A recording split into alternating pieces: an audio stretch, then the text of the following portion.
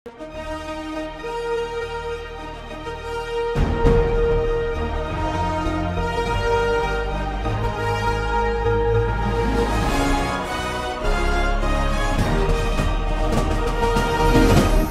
பார்த்து கொண்டிருப்பது உங்கள் ஜாஷ்வா டிவி. சகல ஜனங்களுக்கும் நற்செய்தி.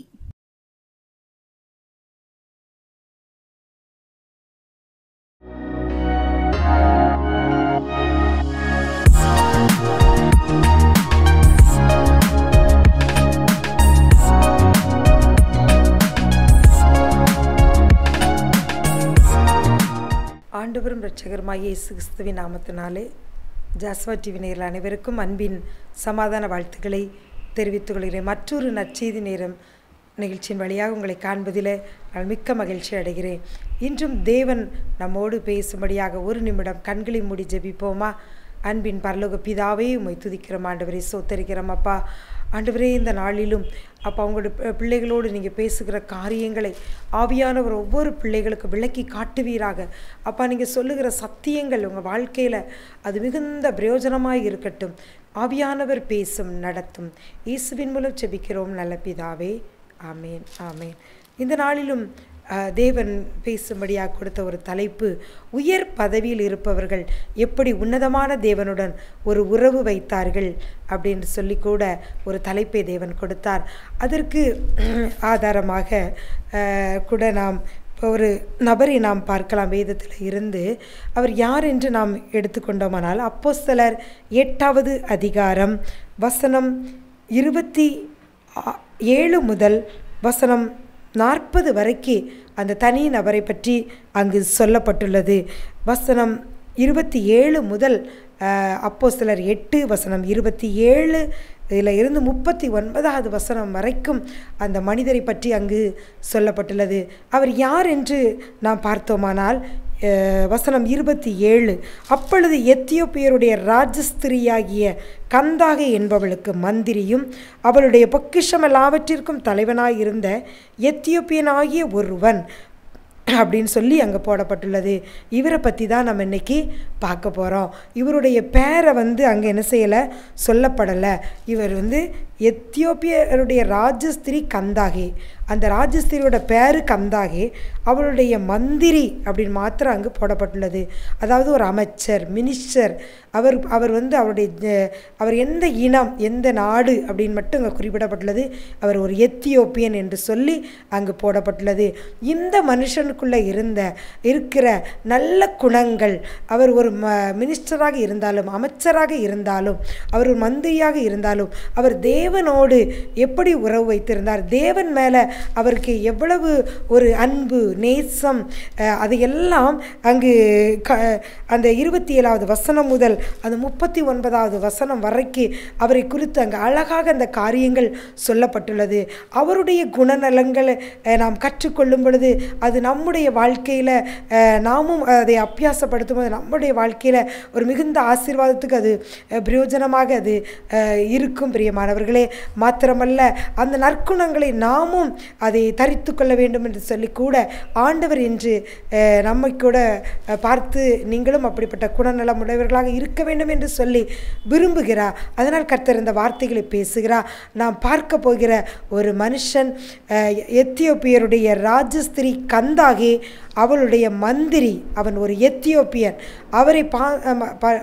அவரை பற்றி நாம் ஒரு 7 காரியங்கள், அவருடைய குணநலங்கள், ஒரு 7 காரியங்களை நாம் இந்த பகுதியில் நாம் பார்க்க இருக்கிறோம். அதே பல நல்ல குணநலங்கள் நமக்குள்ளதாக வரும்படியாக நாம் ஆவியானவரிடம் கேட்போம். கர்த்தர் நமக்கு உதவி செய்வாராக.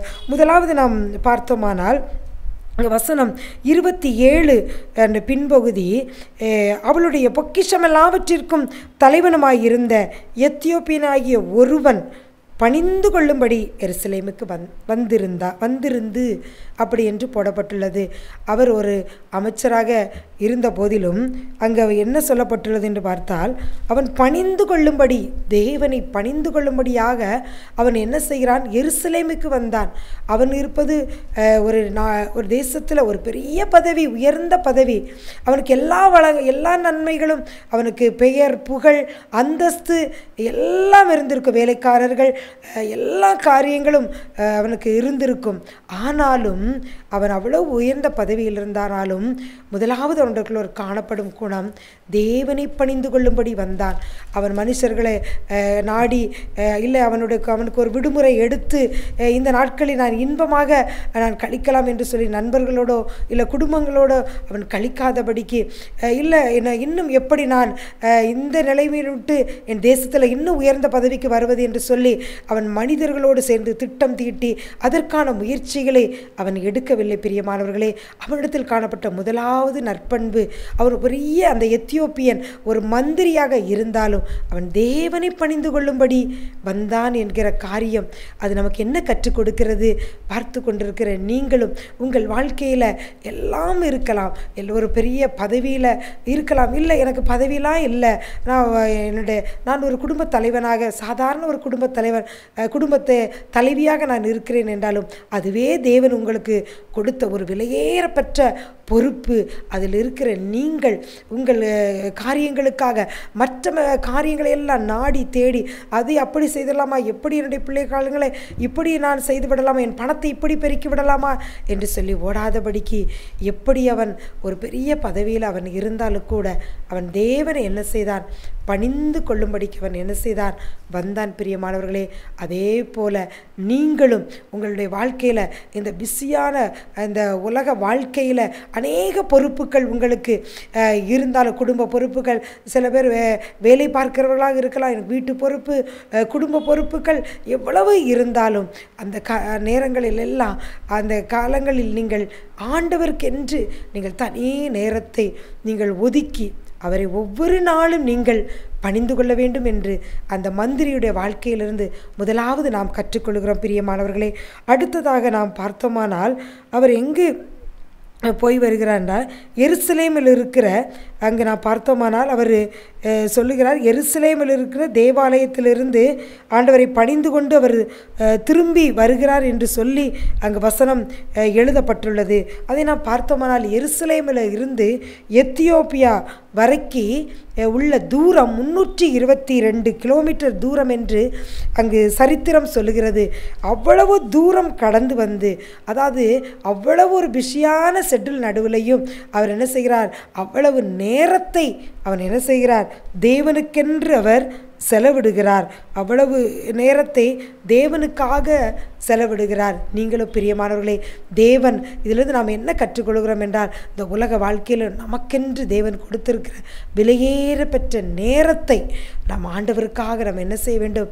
செலவிட வேண்டும். எப்படி அந்த எத்தியோப்பிய மந்திரி அவ்வளவுக்கு 322 கிலோமீட்டர் தூரம் அந்த நாட்களில் இந்த நாட்களில் போல அல்ல. நான் பின்பதாக பார்த்தால் அவர் ஒரு ரதத்தில் தான் அவர் கடந்து செல்கிறார். இதற்கு எத்தனை நாட்கள் ஆனது என்று நமக்கு தெரியவில்லை. ஆனால் அவ்வளவு நேரத்தை தேவனை தொழுது கொள்ளும்படியாக அவர் செலவிடுகிறார். அதே போல பிரியமானவர்களே, நீங்கள் உங்களுடைய விலையேறப்பெற்ற நேரத்தை நீங்கள் ஆண்டவருக்காக நீங்கள் செலவிடுங்கள். அழிய ஆத்துமாக்களுக்காக நீங்கள் 1 மணி நேரம் திறப்பில் நின்று ஜெபிக்கலாம். நீங்கள் பேசுகிற பழகுகிற நபர்களுக்கு இயேசுவை நீங்கள் அறிமுகப்படுத்தலாம். இன்றைக்கு பார்த்தோம்னால் யூடியூப்களில், இந்த தொலைக்காட்சிகளில் ஆண்டவரை பற்றி அநேக செய்திகள் வந்து கொண்டிருக்கிறது. அநேக ஊழியக்காரருடைய செய்திகள், அதை நீங்கள் அவர்களுக்கு அறிமுகப்படுத்தலாம். உங்களுடைய தோழிகளுக்கு, நண்பர்களுக்கு அவருடைய ஃபோன் செய்து அவர்களை நலம் விசாரித்து அந்த நேரங்களிலே நீங்கள் அவர்களுக்கு அவர்களுடைய வாழ்க்கையில் இருக்க கடினமான சூழ்நிலை உதவி வெளிவருவதற்கு நீங்கள் உதவி செய்யலாம். பிரியமானவர்களே, எப்படியெல்லாம் உங்கள் நேரத்தை தேவனுக்காக செலவிட வேண்டும் என்று இன்று முதல் நீங்கள் அதை திட்டம் பண்ணி கொள்ளுங்கள். எத்தியோப்பிய மந்திரி எப்படி அவருடைய நேரத்தை தேவனுக்காக செலவிட்டானோ அதே போல நீங்கள் தேவனுக்காக உங்கள் நேரத்தை செலவிடுங்கள். முதலாவது பார்த்தோம், அவன் தேவனை பணிந்து கொள்ள வந்தான். இரண்டாவது, நேரத்தை தேவனுக்காக அவன் என்ன செய்தான்? செலவிட்டான் என்று நாம் பார்க்கிறோம். அடுத்து மூன்றாவதாக நாம் பார்த்தோமானால் வசனம் 28, அப்போஸ்தலர் 8வது அதிகாரம் வசனம் 28, ஊருக்கு திரும்பி போகும்போது தன் ரதத்திலே உட்கார்ந்து ஏசாயா தீர்க்கதரிசியின் ஆகமத்தை வாசித்து கொண்டிருந்தான்.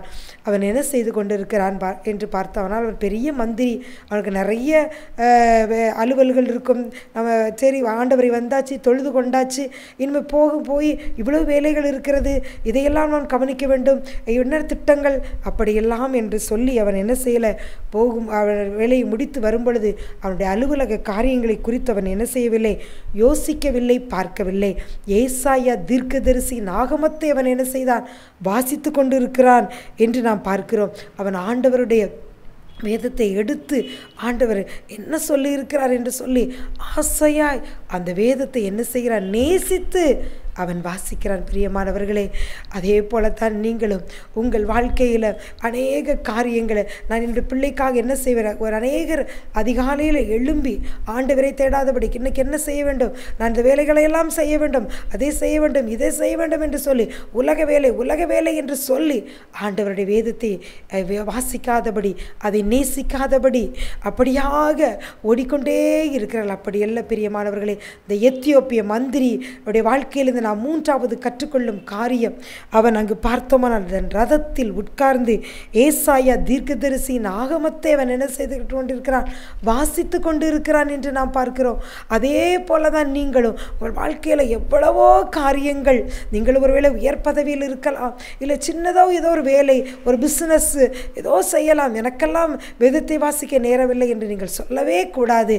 ஆண்டவருக்கு என்று அந்த நேரத்தை ஒதுக்கி அந்த வசனத்தை ஆசையாக வாசித்து, இன்று ஆண்டவர் என்னோடு என்ன பேசுகிறார், என் தொழிலை குறித்து என்ன சொல்லுகிறார், இன்றைக்கு என் வாழ்க்கையில் இப்படி ஒரு சிக்கல் இருக்கிறதே, இதற்கு தேவன் என்ன சொல்லுகிறார் என்று சொல்லிக்கூட நீங்கள் ஆசையாய் வாசிக்கும் பொழுது அன்றைக்கு தேவன் என்ன செய்வார், அதில் இருந்து உங்களுக்கு ஒரு விளக்கத்தை என்ன செய்வார், தேவன் ஒரு வார்த்தையை உங்களுக்கு நிச்சயமாக அவர் கொடுப்பார். உங்களுடைய புதிர்களுக்கு உங்கள் வாழ்க்கையில் என்ன செய்ய வேண்டும் என்று முடிவெடுக்க முடியாத சூழ்நிலையில் இருக்கக்கூடிய அந்த காரியத்தில் தேவன் முடிவெடுக்கும்படியாக வசனத்தில் இருந்து தான் தேவன் என்ன செய்வார், உங்களோடு பேசுவார். அதனால் இந்த உலக வாழ்க்கையில் அநேக காரியங்களை குறித்து நீங்கள் யோசித்து அதை செய்வோம் இதை செய்வோம் என்று அங்கும் இங்கும் ஓடி திரியாதபடிக்கு அதிகாலையில் எழுந்து அந்த எப்படி அவர் அந்த தேவனை பணிந்து கொண்டு வந்த பொழுது ரதத்தில் உட்கார்ந்து ஏசாயா தீர்க்கதரிசியின் ஆகமத்தை வாசித்து கொண்டிருந்தாரோ அதே போல நீங்களும் உட்கார்ந்து வசனத்தை வாசியுங்கள். கர்த்தர் உங்களோடு நிச்சயமாக பேசுவார். பிரியமானவர்களே, அடுத்ததாக நாம் பார்த்தோம்னால் அவருடைய வாழ்க்கையில் என்ன காரியம் என்று காணப்பட்டது என்று பார்த்தோம்னால் அப்போஸ்தலர் 8:31, அதற்கு அவன், ஒருவன் எனக்கு தெரிவிக்காவிட்டால் அது எனக்கு எப்படி தெரியும் என்று சொல்லி பிலிப்பு ஏறி தன்னோடே உட்காரும்படி அவனை வேண்டிக் கொண்டான். அவனை வேண்டிக் கொண்டான். அந்த எத்தியோப்பிய மந்திரியுடைய 4வது நற்குணம், முதலாவது குணம் தேவனை பணிந்து கொள்ளும்படி அவன் என்ன செய்கிறான், வருகிறான். 2வது தேவனுக்காக நேரத்தை என்ன செய்கிறான், செலவிடுகிறான். 3வதாக அவன் என்ன செய்கிறான், வசனத்தை வாசிக்கிறான். 4வதாக அந்த பிலிப்பேசுரார் தன்னோட ஏறி உட்காரும்படி அவனை என்ன செய்கிறான், வேண்டிக் கொள்கிறான். இது எதை காட்டுகிறது, தாழ்மை, மற்றவர்களை மதிக்கும் பண்பு. அவன் உயர்ந்த பதவியில் இருந்தாலும் அவன் என்ன செய்கிறான், மற்றவர்களை தன்னோடு தன் பக்கத்தில் உட்காருகிற அளவுக்கு அவனுக்குள்ளே என்ன இருக்குது, ஒரு தாழ்மை, ஒரு அன்பு அவனிடத்தில் காணப்படுது. பிரியமானவர்களே, அதே போல தான் நீங்களும் உங்கள் வாழ்க்கையில் தேவன் அநேக நன்மைகளை உங்களுக்கு கொடுத்திருக்கலாம். ஆனால் நீங்கள் அதை குறித்து பெருமை பாராட்டி இவர்களோடெல்லாம் நான் எப்படி பேசுவது, இவர்களுக்கு நான் இவர்கள் எப்படி இவர்களுக்கு சரிசமமாய் நான் உட்கார்வது என்று சொல்லாதபடிக்கு எப்படி அந்த எத்தியோப்பிய மந்திரி தன்னோடே, அங்கே வசனம் அழகாக சொல்கிறது, அப்போஸ்தலர் 8:31 அந்த கடைசி வரி, தன்னோடே உட்காரும்படி அவனை வேண்டிக் கொண்டான். அவன் தான் மந்திரியாக இருந்தாலும் அந்த பிலிப்பு அவனுக்கு யாரென்றே தெரிந்திருக்காது. அவன் ஓடி வரும் பொழுது கூட அவன் என்ன செய்தான், ஏறி என் கூட என்ன செய்ய உட்காரு என்று சொல்லி அவனுக்கு சரியாக அவனை உட்காரும்படி சொல்கிறான். அது அவனுடைய தாழ்மையை, மற்றவருடைய நேசிக்கிற ஒரு பண்பை காட்டுகிறது. பிரியமானவர்களே, உங்களுக்குள்ளும் தாழ்மை வேண்டும். தாழ்மை உள்ளவர்களுக்கு கர்த்தர் என்ன செய்கிறார், கிருபை அளிக்கிறார். இந்த எத்தியோப்பிய மந்திரிடத்திலிருந்து 4வதாக நாம் கற்றுக்கொள்ளும் காரியம் தாழ்மை. உன்னுடைய நேசிக்கிறது போல பிறனையும் நேசி, அந்த காரியத்தையும் நாம் கற்றுக்கொள்கிறோம். இன்றிலிருந்து உங்கள் வாழ்க்கையில் நீங்கள் தாழ்மையாக இருங்க. நம் தேவனுக்கு முன்பாகவும் கர்த்தருக்கு முன்பாகவும் நீங்கள் தாழ்மைப்படுங்கள். அவர் உங்களை என்ன செய்வார்? உயர்த்துவார். தாழ்மையாக இருக்கும் பொழுது அதனுடைய பலன் உங்களுக்கு மகிமையும் ஜீவனுமான ஒரு பலனை தேவன் உங்களுக்கு என்ன செய்வார்? கொடுப்பார். ஒவ்வொரு நாளும் நீங்களும் ஒருவேளை நீங்கள் உயர்ந்த பதவியில் இருக்கலாம், உங்களுக்கு ஒரு நல்ல வேலை, நல்ல ஒரு தொழில், நல்ல ஒரு குடும்பத்தை தேவன் கொடுத்திருக்கலாம், உங்களுக்கு ஒரு வியாதி இல்லாத ஒரு சமாதானத்தோடு நல்ல குழந்தை செல்வங்களையும் நல்ல கீழ்ப்படியுள்ள பிள்ளைகளை தேவன் கொடுத்திருக்கலாம். அதனால் நீங்கள் அந்த தாழ்வில் நினைத்த ஆண்டவரை ஒவ்வொரு நாளும் துதித்து அந்த தாழ்மையின் குணத்தை நீங்கள் தரித்து கொள்ளுங்கள் பிரியமானவர்களே. அடுத்ததாக நாம் பார்த்தோமானால் அப்போஸ்தலர் 8:34 அங்கு சொல்லப்பட்டுள்ள காரியம் என்னவென்று பார்த்தோமானால், மந்திரி பிலிப்பை நோக்கி, தீர்க்கதரிசி யாரை குறித்து இதை சொல்லுகிறார்? தம்மை குறித்தோ வேறு ஒருவரை குறித்தோ எனக்கு சொல்ல வேண்டும் என்று கேட்டுக்கொண்டான். மந்திரி, அவன் ஒரு மந்திரியாக இருக்கிறான். அவன் மந்திரி, எனக்கு எல்லாமே தெரியும் அப்படி என்று சொல்லி அவனுக்குள்ளே என்ன செய்யலை? ஒரு பெருமை இல்லை. அவன் தனக்கு தெரியலை, அது அங்கே ஒத்துக்கொள்கிறான். அங்கு ஒத்துக்கொண்டவன் என்ன சொல்லுகிறான்? எனக்கு இதை நீங்கள் என்ன செய்யுங்க, எனக்கு சொல்ல வேண்டும் என்று சொல்லி அவன் பிலிப்பியோட என்ன செய்ய கேட்டுக்கொள்கிறான்.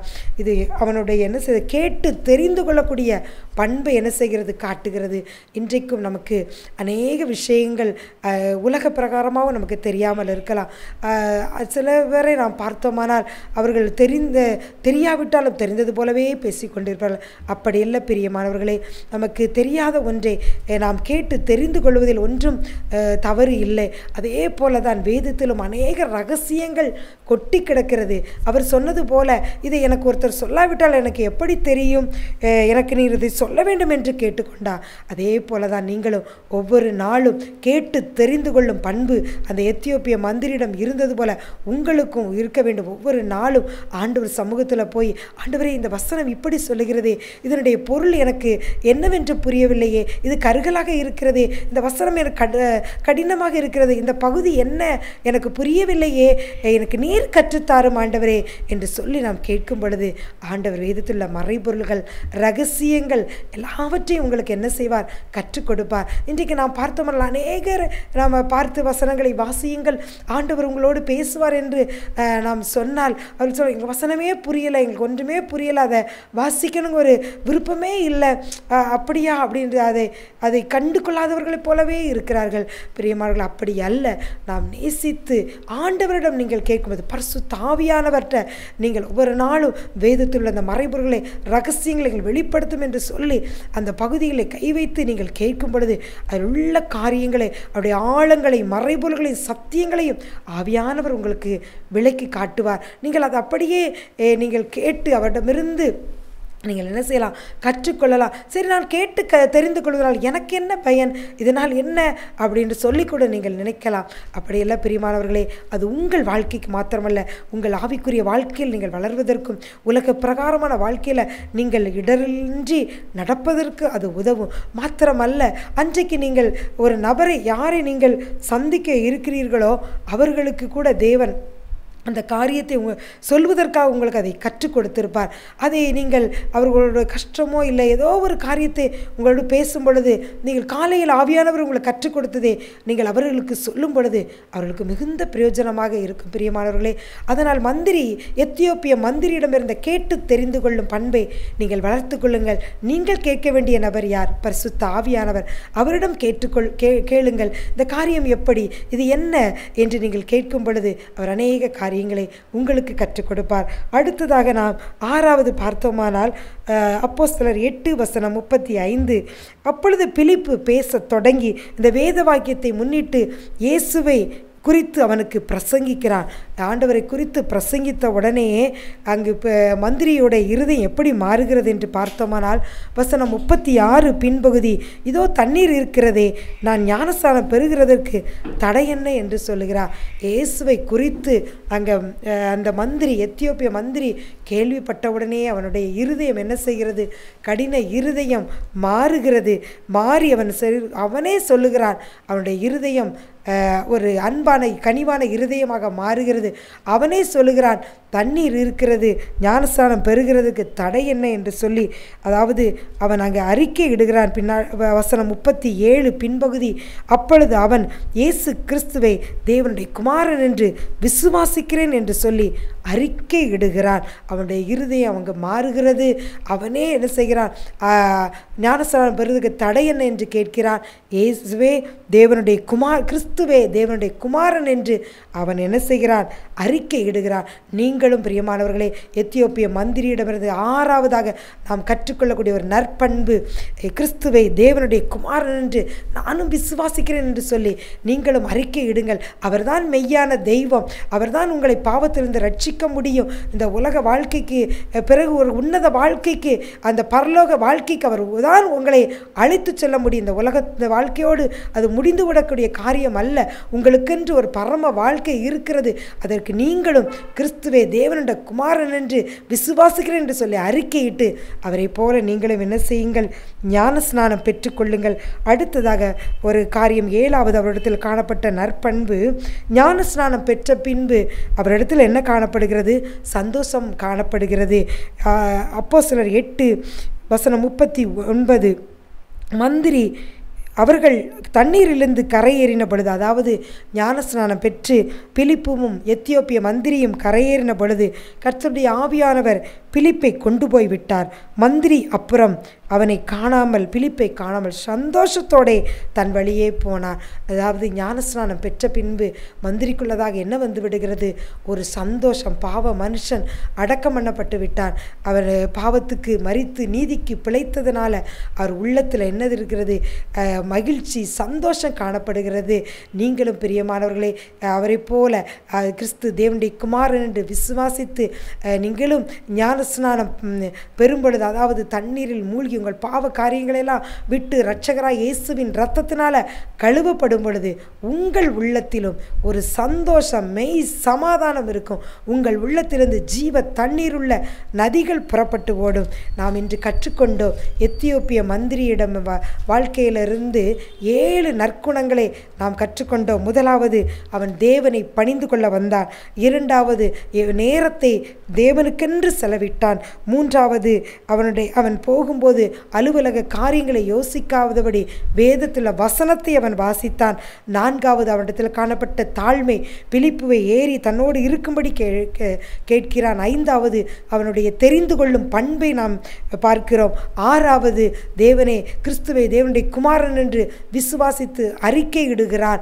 அது அடுத்ததாக 7வது, அவன் அறிக்கையிட்டு ஞானஸ்நானம் பெற்றதனால் அவனுக்குள் சந்தோஷம். இந்த 7 நற்பண்புகளும் உங்களுக்குள்ள என்று ஆவியானவர் கடத்துகிறார். அந்த பண்புகளை பெற்றுக்கொள்ளுங்கள். முன்மாதிரியான ஒரு வாழ்க்கை வாழுங்கள். அப்படி ஜெபிப்போமா? அன்பின் பரலோக பிதாவே, உம்மை துதிக்கிறோம் ஆண்டவரே, சோத்தரிக்கிறோம்ப்பா. உயர் பதவியில் இருந்தாலும் உங்களோடு ஒரு உன்னதமான உறவு, ஆழமான உறவு எத்தியோப்பிய மந்திரி வைத்திருந்தார். அவர் வாழ்க்கையிலிருந்து 7 நற்பண்புகளை எங்களுக்கு கற்றுக் கொடுத்திருக்கிறீங்கப்பா. பார்த்து கொண்டிருக்கிற ஒவ்வொரு வாழ்க்கையிலும் இந்த பண்புகள் ஆண்டவரே எனக்குள்ளும் உடைய பிள்ளைகளுக்கும் அது கடந்து வருவதாக இயேசுவின் நாமத்தினாலே உங்கள் பிள்ளைகளை ஆசீர்வதித்து ஜெபிக்கிறேன். மறைபொருள்களை வெளிப்படுத்தி காட்டும், நீர் பேசும் தரிசனங்களை வெளிப்பாடுகளையும் கொடும், வழி நடத்தும். இயேசுவின் மூலம் ஜெபிக்கிறோம் நல்ல பிதாவே, ஆமீன்.